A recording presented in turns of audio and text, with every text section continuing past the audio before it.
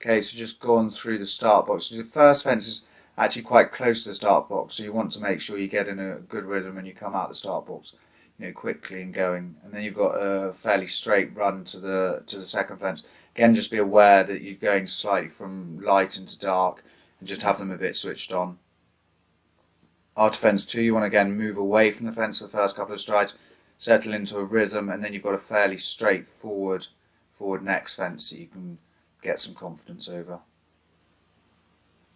Again, there's no fence here, but you're going through quite a dark, tight area and things. It might be a little bit spooky, so just make sure they're switched on. And then you've got quite a tight 90-degree turn afterwards. So just make sure the footing and you make a sort of smooth turn. You've got a fairly straight run. Again, let the horses get in a good rhythm.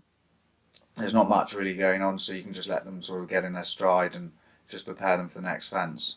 I think it's quite important as you come to the next fence, you make sure they're switched on. You've actually got 2 fences. So the first fence is kind of a setup fence for the second. So you want to jump the first fence in good balance and good rhythm that will then give you a line to the second fence. You want to have them, I think you want quite a lot of leg onto this fence. You don't want to be too fast, but you can keep your upper body up as you've got quite a drop on the other side. Again, as a rider, keep your eye line up. Again, you've had sort of the first combination on the course, so move them away, let the horses get in their stride, let them get a bit more confident, and then you've got a fairly straight run down the hill to the next fence, which again is quite a simple fence, but like I said, you want to respect them and get the horse back in rhythm and balance before.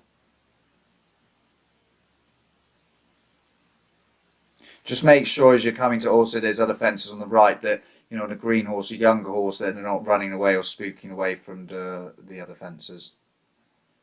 Again, land, you've got a fairly straight run up into the woods, so land, get them in a good rhythm. You can make a bit of time up here, and the next part of the course is quite twisty, so this is a time you can utilise to get in a rhythm and make some time up.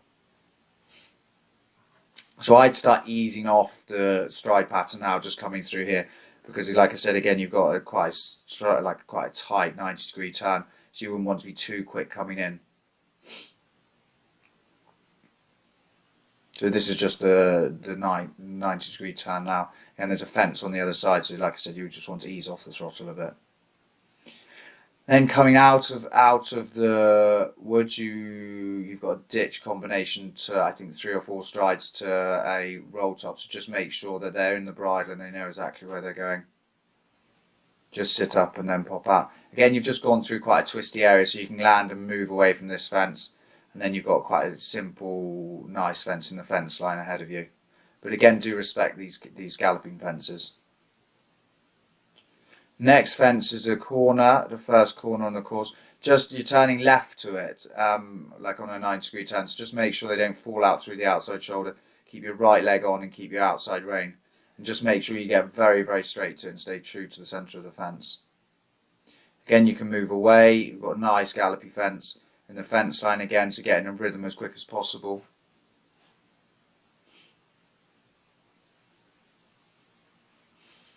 As you come to it, you can just keep your eye line up and just keep cantering to it.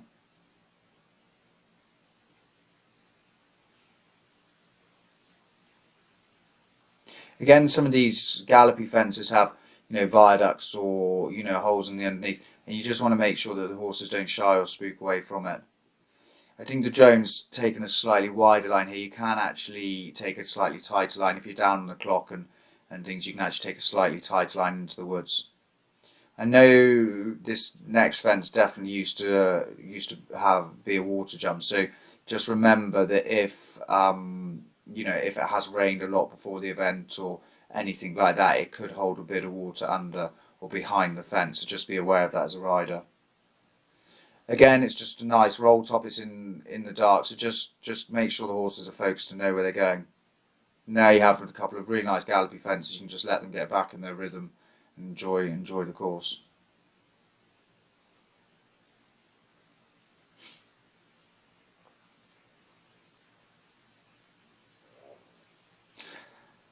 They're going back to somewhere where there'll be quite a lot going on the day. I know the show jumping's up on the top right hand corner and the horses will be warming up in the far field, so just make sure as they're turning away from here they're not sort of holding back to the other horses and you've got them in front of the leg and into the bridle. I think 90% of the concept of riding cross country is just to make sure they're in front of the leg and connected into the front rein.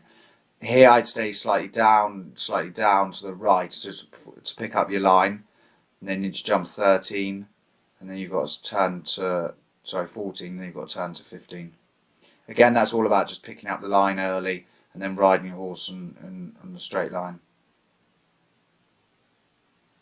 Again, a nice fence. Again, on the day, there'll be more going on the right. It's where the secretaries is and things like that, so there'll be a lot of people going on. Bearing in mind, you're just coming up to where the lorry park is on your right, so just make sure the horses aren't sort of holding back to that area. And also this, you're riding through, you're not actually jumping anything into the water, you're riding between two fences. Just make sure you pick up, as a rider, pick up your line quite quickly and know where you're going, and the horses are aware that they're going in between the fences. And then coming out, you go through the water, and then coming out, you've actually got quite a spooky sort of blue viaduct fence with things, so just make sure you have them connected up to it. Then again, you'll be cantering past on the right, the lorry parks. Just make sure as you take this left turn that they're not holding back and they're not actually sat behind the leg. I think on the day this brush will actually be cut down, so it'll be much smaller. Again, sit up, you want to be too quick, because you've got actually another tight turn back through these gates, which will be open on the day, and then you turn right again. So that's not all about speed, that's sort of right about riding and balance and things. And then again, you've got two nice fences to finish. Very nice last fence, so you can let them gallop over, and then if you're down on time, that's a chance you can make time up.